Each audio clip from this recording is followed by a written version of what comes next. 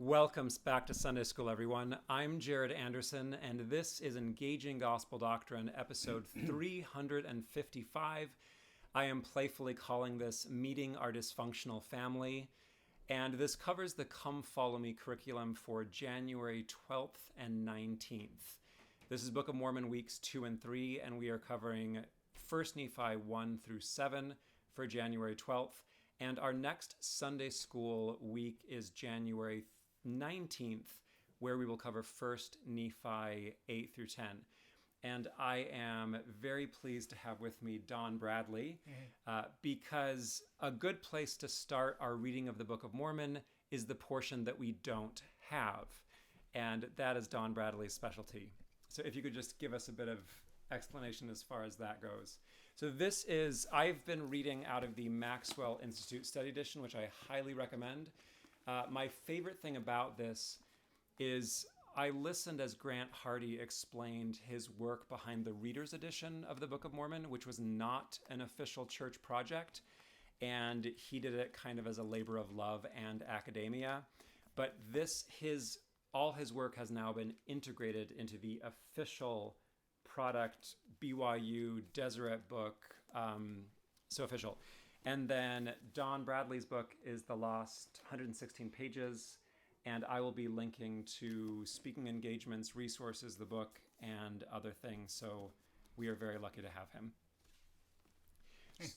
So what I want mostly from you, of course, is what does your research contribute to reading the Book of Mormon, and specifically, what do we need to know beginning the Book of Mormon?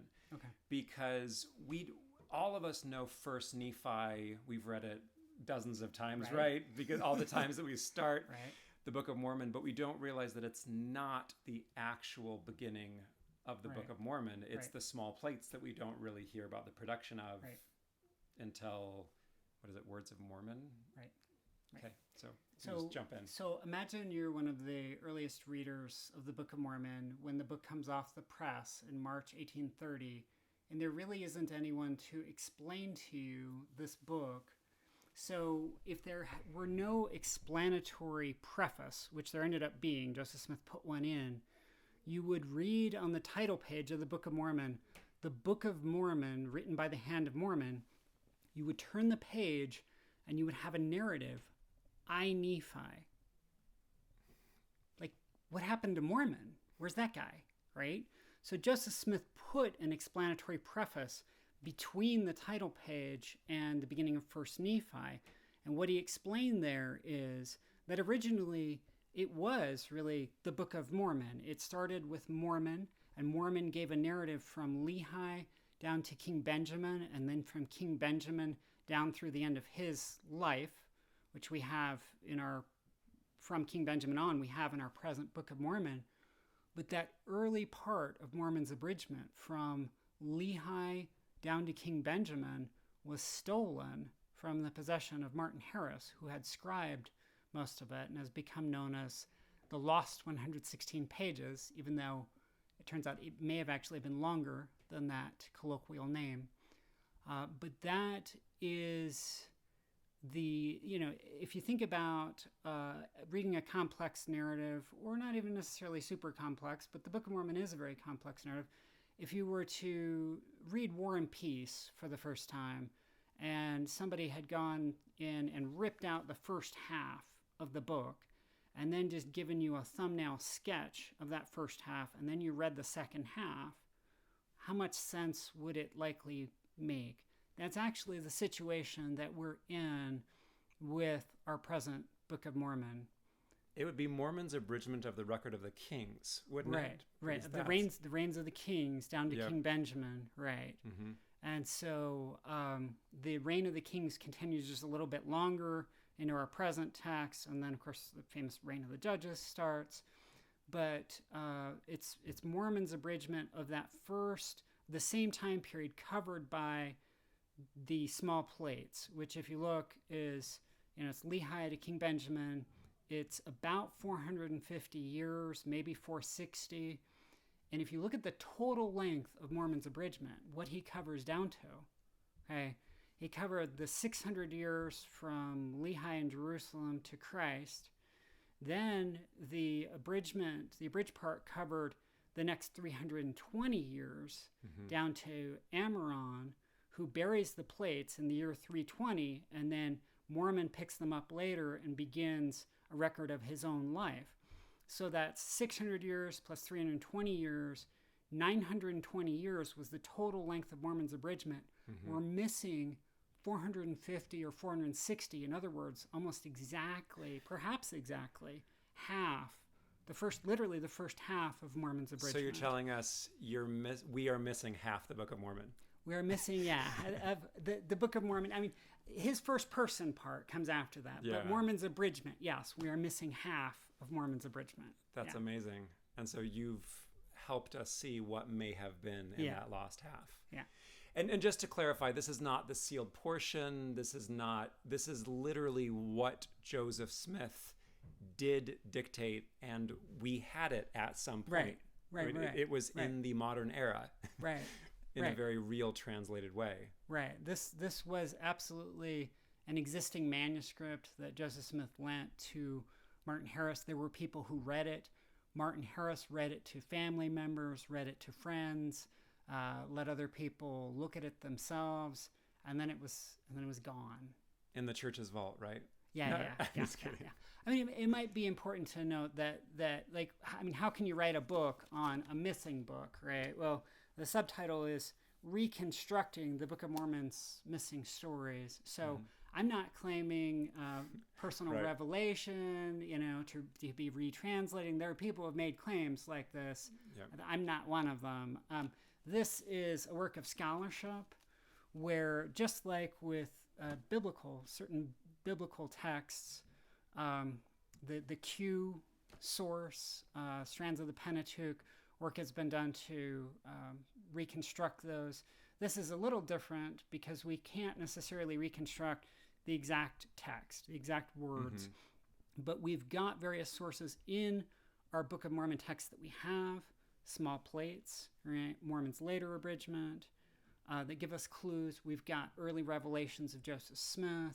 We've got other sources. We've got an interview, very important interview, that Joseph Smith Sr. gave in 1830. We've got an account from Martin Harris's brother Emer Harris, who's a direct ancestor of Dallin Harris Oaks, if you didn't know what the H stands for. We've got these various sources that tell us some of the things that were in the lost pages. And so it's like gathering together puzzle pieces where you don't have all the pieces, but if you piece together enough of them, you can start to see what this was a picture of. I'm hoping to have you back on as we get to the end of the small plates, so we can kind of have a recap and dig in more in that connective issue. For right now, what advice would you give to the members of the church as we begin our reading of the Book of Mormon this year? What does your research contribute to beginning the Book of Mormon? Yeah, so fortunately, this research sheds a lot of light on the beginning of the Book of Mormon. The clues that we have about what was in that lost manuscript cluster mostly toward the beginning of that lost manuscript, the beginning of that narrative, and the end. So we've got a lot more information from those sources about what happened with Lehi and Nephi. So one of the incredibly important things that emerges in this research is that the clues to what was in the lost story of Lehi and Nephi tend to cluster around certain themes, and understand those themes and sort of the meta-narrative that they give, the larger story that's being played out there. We have to understand the opening of the Book of Mormon. Our extant text gives us really important clues that we tend to just gloss over. So, if you go just 4 verses into First Nephi, so verses that we've read so often that maybe many of us basically have them memorized. In verse 4, Nephi says, "And it came to pass in the commencement of the first year of the reign of Zedekiah, king of Judah, And this talks about how his father, there were prophets who came, and his father had a theophany, right? A warning theophany where God tells him about the destruction that's coming. It's easy to gloss over a chronological indicator like this because the Book of Mormon is loaded with them, right? If you want to imitate Book of Mormon language, you just say like, and it came to pass in the, pick a year, the 19th year of the reign of the judges, this isn't a random chronological indicator. This is actually an indicator of something that was earth-shakingly significant for ancient Israel. So, because the question we need to ask here is, how did Zedekiah's reign commence? What is it referring to? What's going on at this exact time? And it turns out that Zedekiah doesn't take the throne in a usual way. The way that he takes the throne is that the previous king, Jehoiachin, was deposed by the Babylonian emperor. So Nebuchadnezzar II comes to lay siege to Jerusalem, and the people of Jerusalem surrender their king into his hands, and he is hauled off along with many of the notables of the city to Babylon. The temple is plundered with, it says in the Bible, all of the relics, sacred relics and vessels that were made of gold being taken, which presumably would include then the Ark of the Covenant, which crucially carries the presence of God. And so this is actually the beginning of what's known as the exile or the diaspora.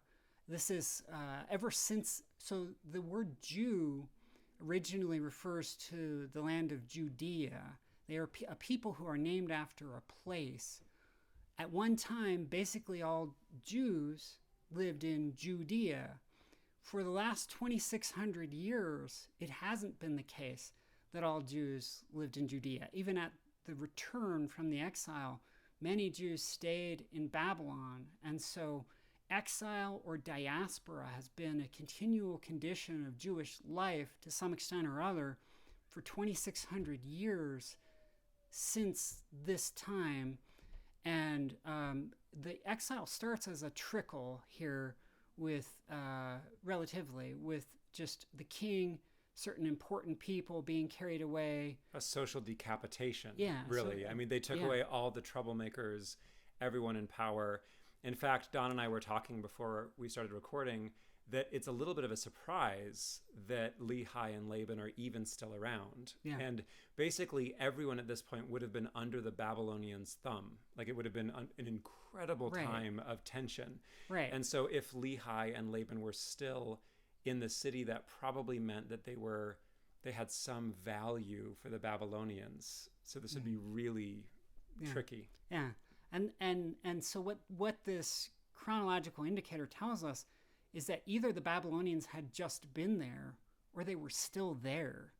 If this is the commencement of the reign of Zedekiah, king of Judah, and actually, by the way, if you look at the use of the term in the commencement of the year later in the Book of Mormon, and the one place that it nails down what that means, it's talking literally about the second day of the year in Alma. So this is to be taken literally.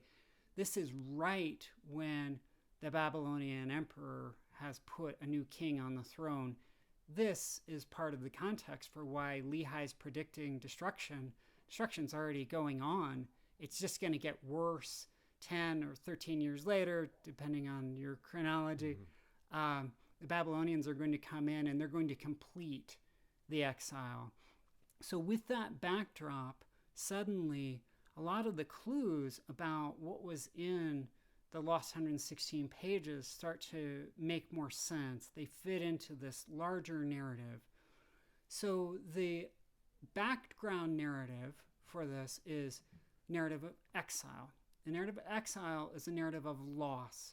The Jews of the exile, they lose their promised land, they lose their sacred city, they lose the Temple of Solomon, they lose the sacred relics that are the heart of that temple, particularly the Ark of the Covenant and its associated stone tablets and other relics, and they lose the Davidic monarchy, their sacred dynasty.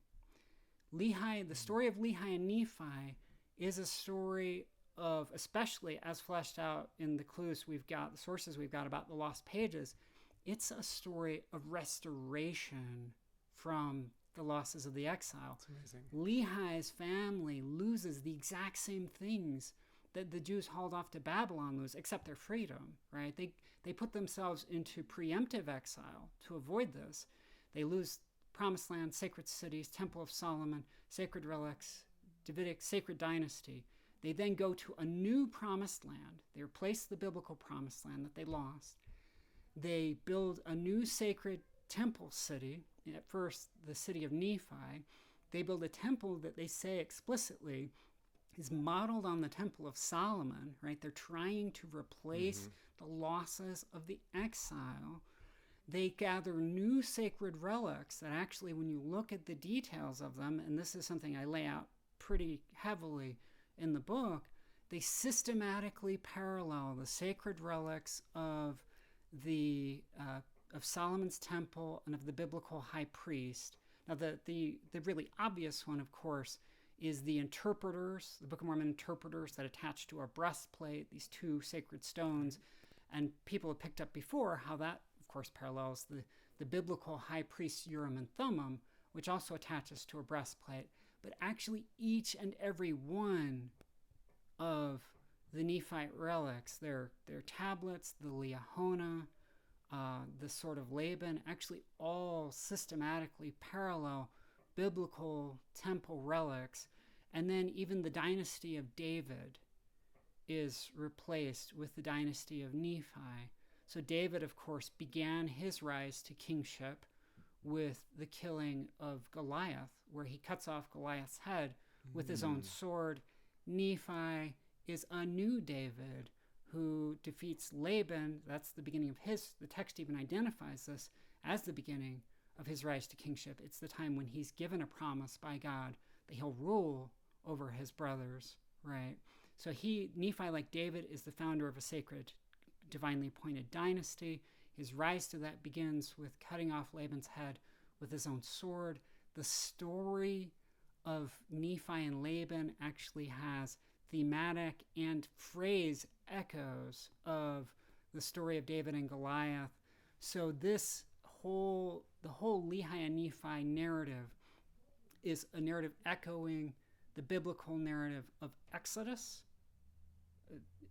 to a promised land, of conquest or settlement in that promised land, of establishing a sacred dynasty, and systematically the Lehites have suffered the losses of the institutions of the Commonwealth of Judah.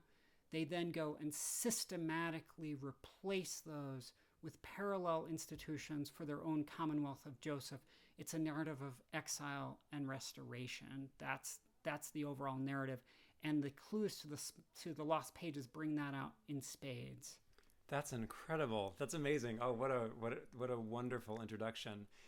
I don't want to spend too much time on this, but I get a hint that the exile from the land of Nephi was a really, really big deal. I mean, we only have a few. Yeah. When I have you on again, I want to dig sure. more into that, because they just allude to it, but they are chased away, basically. Nephi's like, we left along.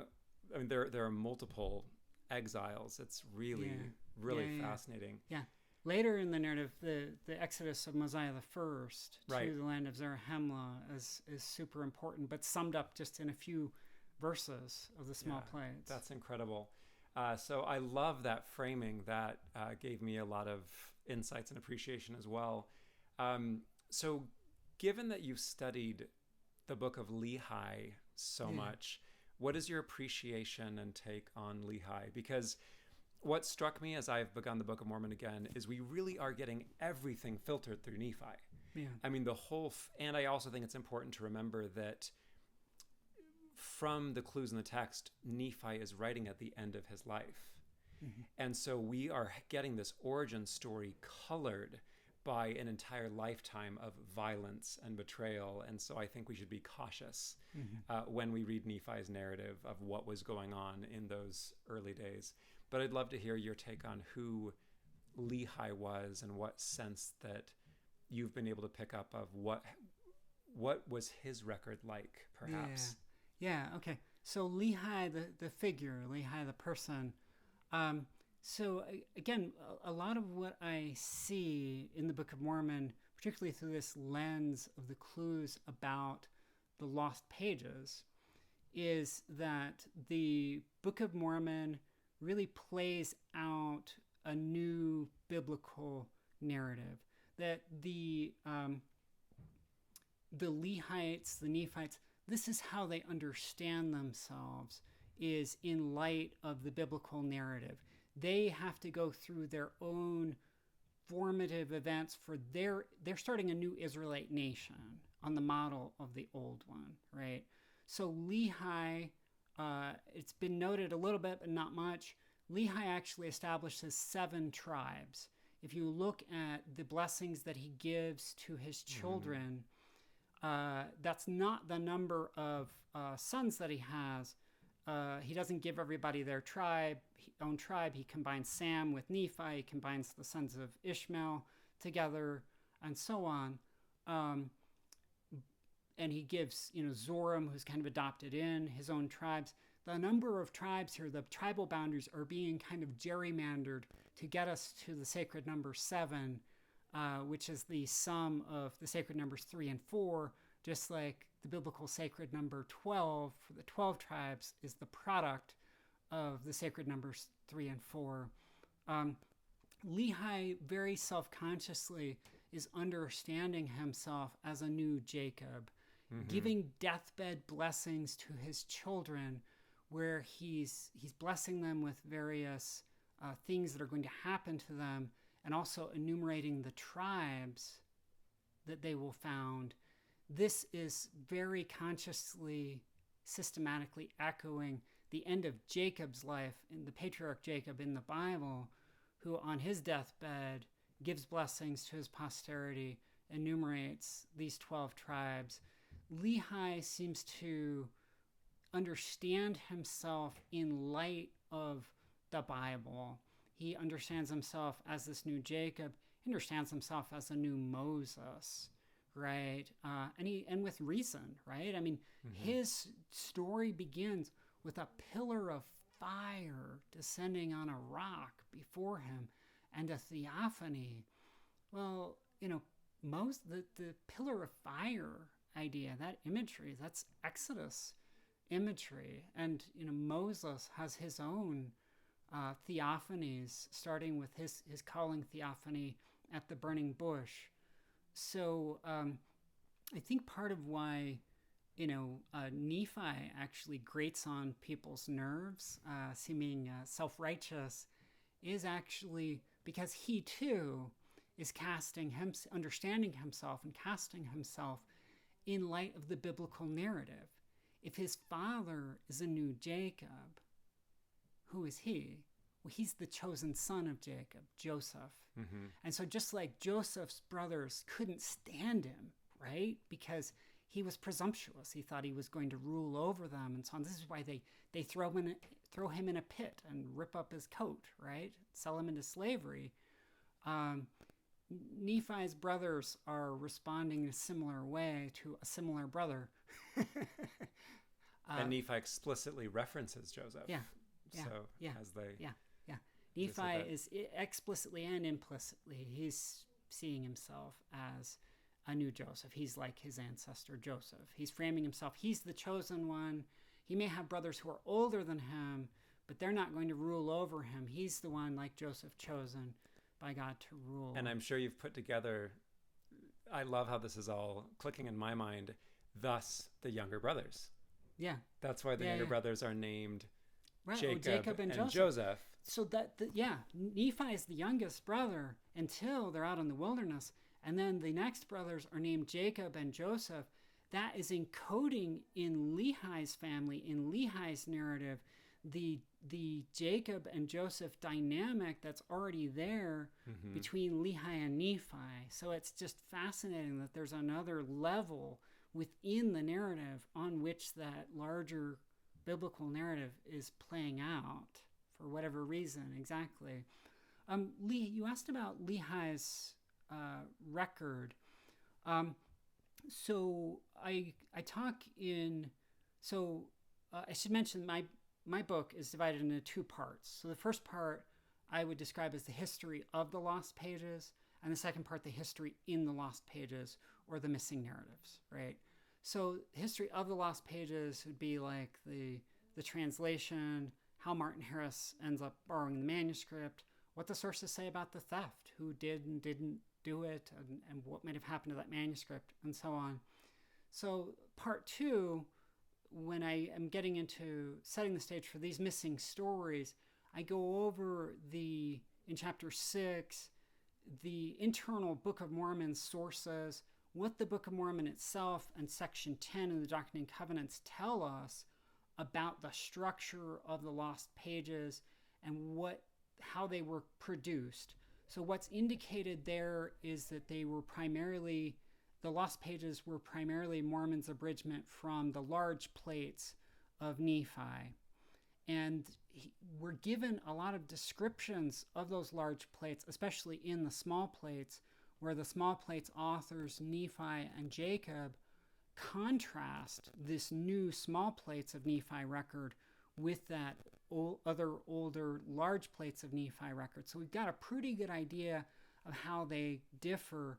And Nephi tells us in there too how it appears, based on the hints that Nephi is giving, that Lehi's personal record may have been just kind of inserted in by Nephi into the large plates. But Nephi contrasts his record with his father's record.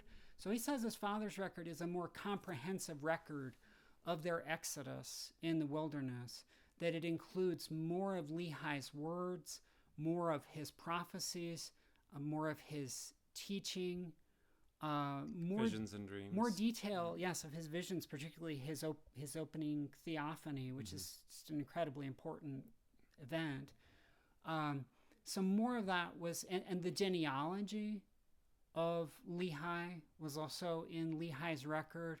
So these are things that also were probably more heavily covered in the Book of Lehi, the Lost Pages version of these narratives. So in the Book of Mormon as we have it, we have Lehi's final blessing, as you mentioned. We have one of his most difficult moments recorded.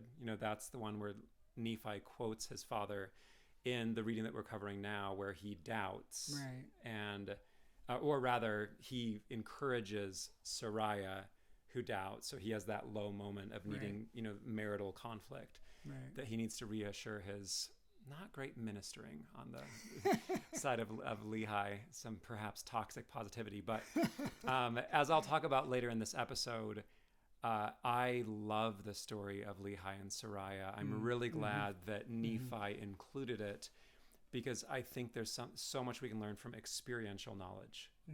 Where we're like, I now know with a surety that we can get through this. Do you have any other sense of Lehi's voice? Because again, we only have him quoted in those few. Do we have anything other than like that one? We have the final blessing, which is we have 2 Nephi 2, of course. So we have a couple chapters from him. Did you get anything in addition as you looked into the Book of Lehi? So there's only one place that I'm aware of where we probably have Lehi's exact words as they were recorded in the Book of Lehi, and that is when he says something like he thought that he saw God sitting on his throne surrounded by numberless concourses of angels. So that is actually not only in Nephi's account, it's actually later that same exact 14-word phrase or something like that is used by Alma, who would not have had the small plates, suggesting that Nephi and Alma are both echoing Lehi's own record. I mean, so in terms of, not necessarily a lot of his voice comes through in the evidence about the lost pages. Certainly, I do get the sense that it's a fatherly voice, right? That patriarch is kind of a role, or father, right, that defines him. We do have a sense of what the overall voice of the Lost Pages was like, and that is, it was more of a third-person voice. So, we've got this early part of the Nephi story told to us now, Lehi story as well, told to us now in Nephi's first-person voice. In Mormon's abridgment, this would have been told in the third person. Mormon does not introduce himself as a narrator, by name until 3rd Nephi 5. Right. And there wasn't a title page at the front of the Lost Page, 116 pages. If the title page of the Book of Mormon had been in the Lost Pages, it would be lost. We wouldn't have it because Joseph Smith is expressly commanded not to retranslate that stuff.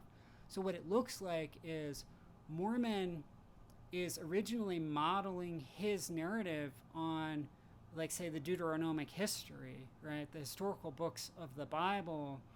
So he's just telling it in third person until he gets near his own lifetime, where it's going to switch to first person, and then he introduces himself. So that gives us a flavor for what the Lost Pages text would have been like. So, and the Book of Lehi would have also begun at the commencement of the beginning of the reign of Zedekiah, right? Right. Which would make sense because, in my experience, the history of the Bible is my research area. And one thing we don't appreciate reading the Bible as it is now is that pivotal moments of Scripture were catalyzed by crisis. So, for example, Mark is our very earliest gospel. As best as we can tell, Mark invented the gospel genre. Yeah. Like, that's wild. Yeah. And Joel Marcus proposes that the Gospel of Mark was written in 69 while the zealots were camped out in the temple. Really? Yeah, because in Mark 13, where he says, the abomination of desolation where they should not be, let the reader understand. That's the only time in the entire gospel that Mark breaks the fourth wall, as we would put it now. And so it seems that is the most pertinent information. And so similarly, the Book of Mormon, as we have it, was catalyzed by this crisis, by the Babylonians taking over Jerusalem. And that's kind of what woke them all up. You have given us so many amazing things to chew on. I love it. In conclusion, my listeners won't all know your personal narrative, of course. It's a very impressive one that I admire. How would you describe your history of the Book of Mormon? Your testimony of the Book of Mormon in light of your own personal history? Like, I'd love to hear a bit about what you have thought of the Book of Mormon from growing up to now. You've really come full circle. It's been a wild ride, and since a lot of listeners or viewers may not know much about it, just kind of the nutshell is I grew up very devout, my parents both being converts to the church. I had a kind of spiritual awakening at 15, and that actually led me into deeply studying church history along with the scriptures. Because this was sacred history to me, I really wanted to understand. And so I started doing archival research at the church archives at 17, right? Little precocious. That led to finding startling things at times, and that led to doubt. And I had a very long struggle with doubt where I was, for most of this time, tremendously devout, while at the same time there were certain questions in the back of my mind, right, kind of percolating there, eating at me, and ended up in my early adult life gradually losing my faith, lost my faith in the church, in Joseph Smith completely, became very disillusioned with Joseph Smith, came to see the Book of Mormon just as something that he had been producing. And in fact, for a while, my model of Joseph Smith was that of opportunist. I thought, Joseph Smith not only made up the Book of Mormon, but he made it up for self-serving reasons. I wasn't even taking the sort of Dan Vogel line of Joseph Smith doing this for pious reasons, a pious fraud. I thought it was opportunism. And I also came to, for a while, not believe in God because of the problem of evil and suffering, was an atheist. So I left the church. I had my name removed from the church records, and I was out of the church officially for 5 years. And then I came back. I was rebaptized. And the real prompt for that return, the return, of course, involved a lot of different kinds of personal steps and stages and changes, intellectual and spiritual and personal. But what really prompted all that was 2 intertwining research projects that I had, which was one on the first vision and one on the lost 116 pages of the Book of Mormon. This project. So I'd started this project 15 years ago, but then about 10 years ago, some of my research on it was culminating, particularly the story of Mosiah the First and his exodus, which we really should talk about in the future. We'll come back to it. Because it's one of the most amazing parts of the Book of Mormon, and it's a shame that we have so little in the book, but we have other sources that tell us about it. And one of the high point of that narrative is Mosiah the First acquiring the Jaredite interpreters. And this narrative has biblical Sinai echoes, Exodus echoes. It has temple parallels, and I mean Latter-day Saint Nauvoo endowment, temple as recognizable to Latter-day Saint, temple echoes. And there were things in that narrative that were tremendously powerful and that enabled me to see similar things in the narrative that we have of the brother of Jared. And I started seeing that Joseph Smith's own process of becoming a seer and acquiring his seeing instruments, like his white stone, also had temple elements, and that these stories were much more complex and powerful than I could have dreamed. And it's my narrative of Joseph Smith as opportunist and of the Book of Mormon as this sort of opportunistic product increasingly just did not work. They stopped working for me, and I did a real reassessment of where I was at and where I was going, and I was rebaptized. And you may be one of the only people I know who thought himself back into the church. I've always been skeptical. It doesn't often work that way. I'm much more like art and theology and practice and so forth as a way of staying engaged. But yeah. I really honor the fact that your departure and return were both, I'm hearing, primarily intellectual or intellectually driven. They were both driven by things I was finding in my research. And so my view of the Book of Mormon has changed so much because of this research. And, originally for this book, the publisher and I, we weren't, Koford Books, by the way, we weren't planning on having a conclusion to the book. And then right at the very end of the writing, I thought, I'll just put in a couple pages. And I started writing, and, a good 15 pages or so just flowed from my brain through my fingers, into the computer. And I realized how much I had learned about the Book of Mormon itself, how much this is a very Judaic book, how much it is a very Mormon book, you might say, a very restoration book, that much of the restoration is actually prefigured there. The emphasis on the temple, some of the doctrine actually seem to anticipate Nauvoo doctrine. Which is a really big deal for those not familiar with church history, because one of the critiques of the Book of Mormon that I've heard is that there isn't much of that like doctrine and covenants meet, whereas you're suggesting it was there. More of it was there. Right. So the criticism from certain evangelical critics of the church is there isn't much Mormonism in the Book of Mormon. That like doctrinally, it's just basically a Protestant text. And Joseph Smith definitely does go through some degree of evolution doctrinally, but I think he goes through much less of that, then we realized these lost pages were lost to us. They were not entirely lost to Joseph Smith, because he still in memory would have had much of this there. It continued to impact him. And I think we see some of what he learns from those lost pages flowering in Nauvoo. This research has also showed me that the Book of Mormon is extraordinarily, truly a Christ-centered book. Like this is something that we say devotionally, right? Yeah. And we've gone to the lengths of adding a subtitle. It wasn't originally there, right? Another testament of Jesus Christ. So we didn't have time to go into this, but just the tiniest possible nutshell, right?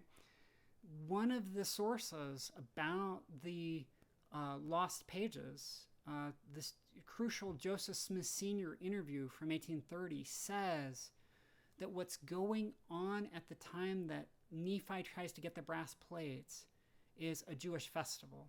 That the reason that Laban is drunk is because he's celebrating a festival. Makes perfect Now, sense. it turns out there are a lot of clues in the text that fit hand in glove with that. Laban wasn't just out drinking. Laban was out by night among the elders of the Jews. Laban wasn't out just drinking. Laban's out dressed rather formally for drinking because he's wearing armor and carrying an ornamental, beautiful sword, right? Laban, and there are other clues in the text that fit with this and that even allow us to identify the festival. And for those who are interested, actually, I put up on the Interpreter website, they published a chapter excerpt about this called A Passover Setting for Lehi's Exodus. When you look at the Lehi narrative, his theophany, his teaching to his sons about the Messiah as the Lamb of God, and you realize that this is all in the setting of Passover, it changes it. And suddenly, this book that we're calling Another Testament of Jesus Christ doesn't just start with a story about some guy, 2,600 years ago in Jerusalem and his temporal deliverance. His temporal deliverance is a sort of type of the messianic, the deliverance of humankind. It's not the story of just the temporal deliverance of one man and his family.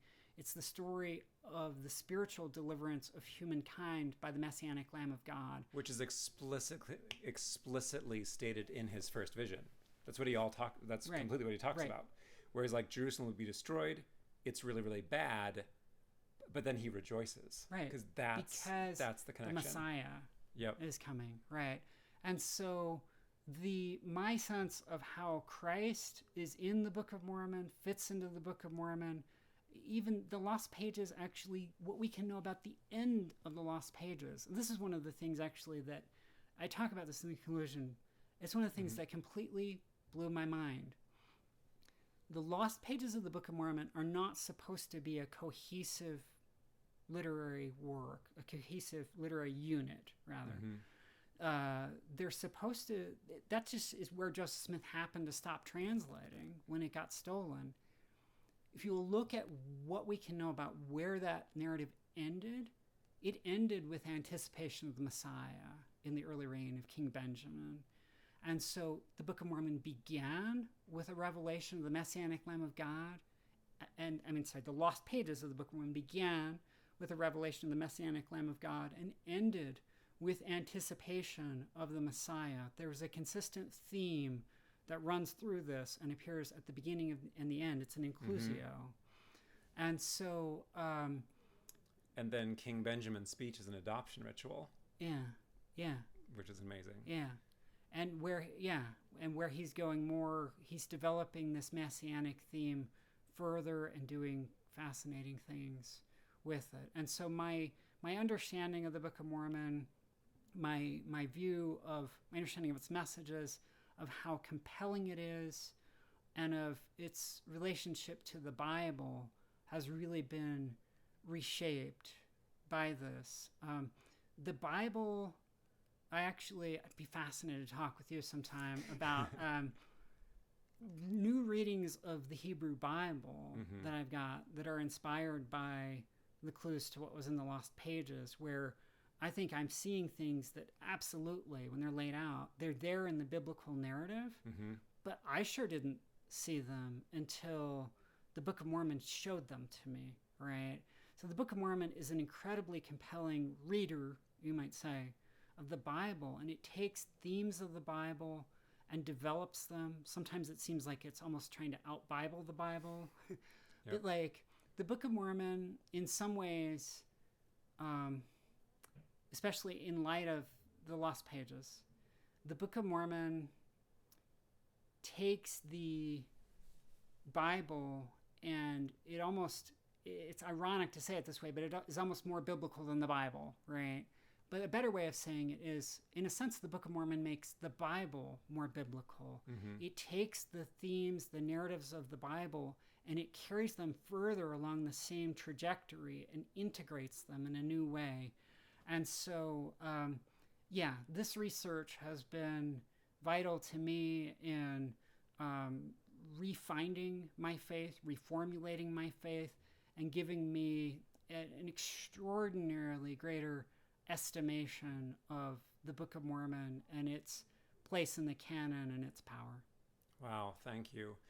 What concluding advice would you give to readers of the Book of Mormon as we dig in once more this year? So one of the things that I would say is average reader. Yeah. You are very impressive. And I'm grateful for my study and research too. We are very privileged with the amount of time that we have been able to invest into Scripture. I mean, I have spent thousands and thousands of hours, and that's just not normal. So what advice would you have for, the average member of the church as they read through the Book of Mormon this year, informed by your own experience and journey? Yeah. So, I'm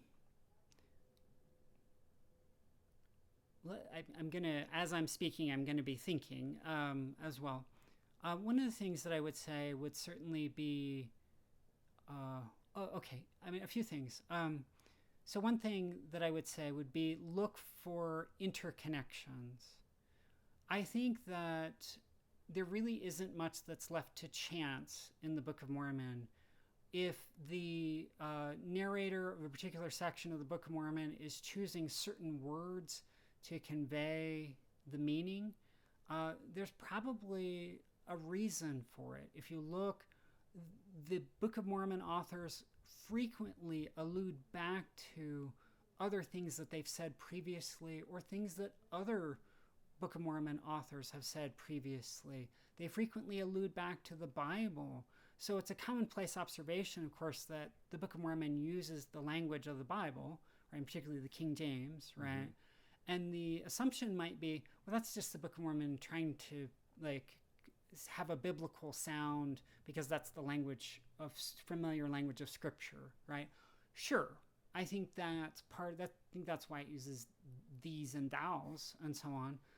But I think that often, if you look closely, if you get on LDS.org, right, Scriptures, and look for where else does it use this wording, you'll often find that the wording that's used in a given passage of the Book of Mormon has been used earlier in the Book of Mormon, will be used later in the Book of Mormon, was used in the Bible, and part of the intended meaning that's trying to be put across is in those interconnections. So when I actually first started writing this book, I was seeing a lot of connections as I was writing, and they kind of came to me so quickly that I had trouble capturing them. And I had this thought, I am going to spend the rest of my life digging into this text, and I am never going to get to the bottom.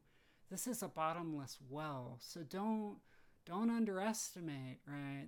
Whatever level you are ready to engage the Book of Mormon at, a primary child engages the Book of Mormon, you're going to get something out of it, right?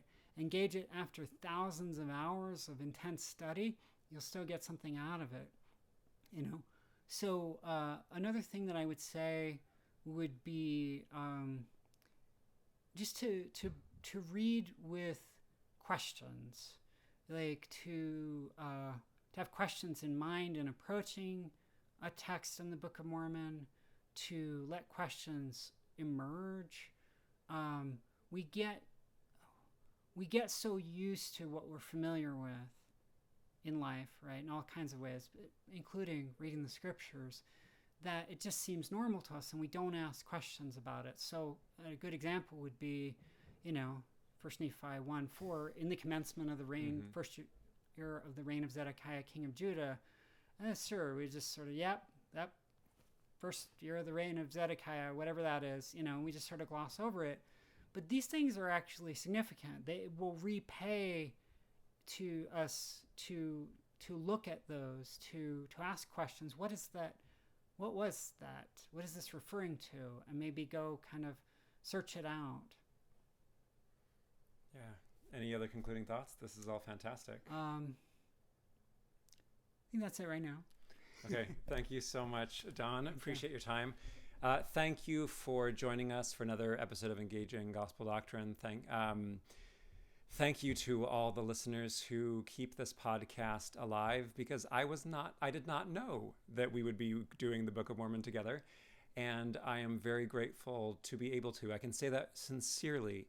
I am grateful, and it is a privilege for me to be able to have the luxury of spending this much time on the Book of Mormon with everything else I'm doing in my life and my jobs and so forth. You may be asking yourself, as listeners, and I really appreciate the listener support, what do I get out of my subscription or donation? And it really is this experience that we're having together. And you are kind of renting my mind, I suppose.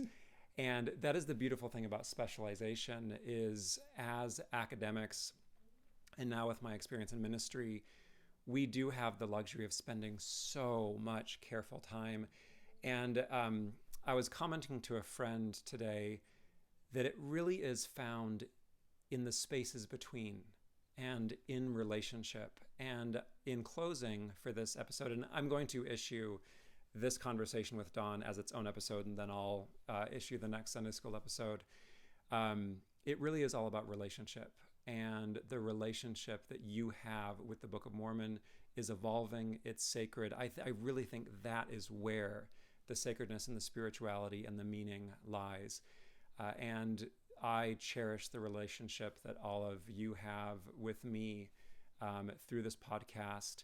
And doing the Engaging Gospel Doctrine has changed my life for the better. And so much of what is meaningful and impactful to me is a direct result of this podcast. So it's really a beautiful and amazing thing. So again, thank you for your support, for listening.